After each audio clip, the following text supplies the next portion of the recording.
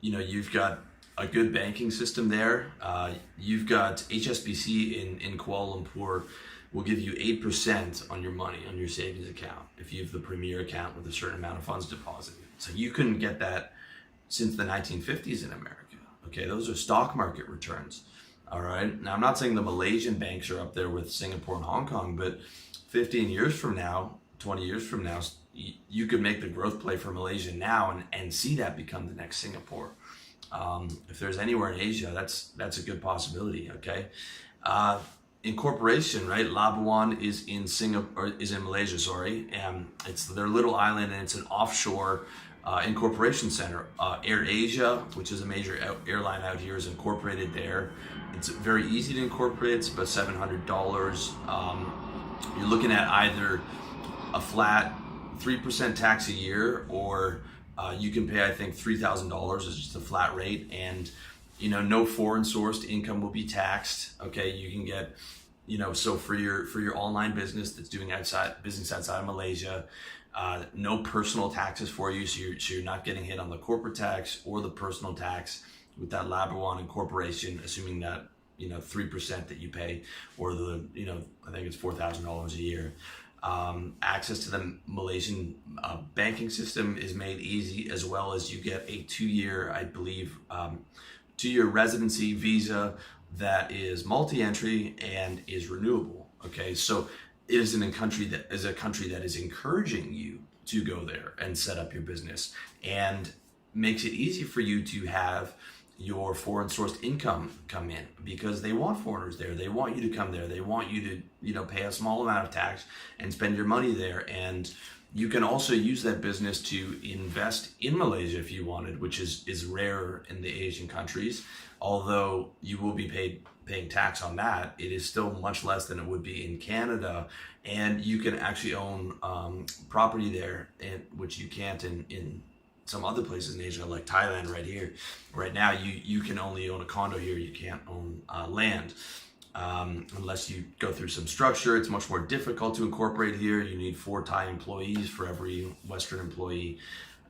So there are options where you are treated really well.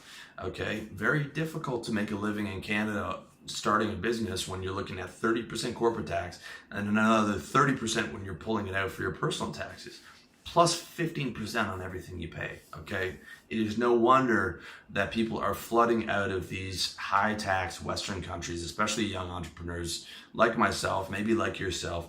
That should be a bad warning sign to the governments of Western countries, but they are not seeing it. Okay, they're not going to see it until it's too late, and Asian countries have taken their lunch, and that's just how it's going down. Okay, so the other option, or the other cool things that you can do is you can, for somewhere like Malaysia, you can buy a residency, right? If you invest a certain amount of property, I think it's $130,000, and you keep like 30 grand in the bank account, you can get some multi-year residency there.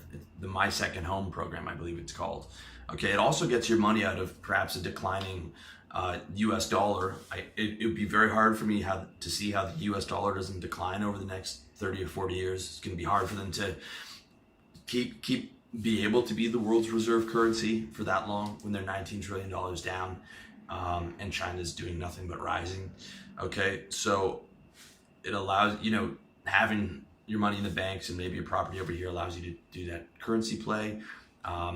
And again, you're taking your US dollars right now, which is strong, and exchanging it for Malaysian or Thai dollars, and you're getting the value of that dollar, but you're also keeping your money in ringgit or in baht, so that it appreciates, most likely will appreciate to the US dollar in the future. All right.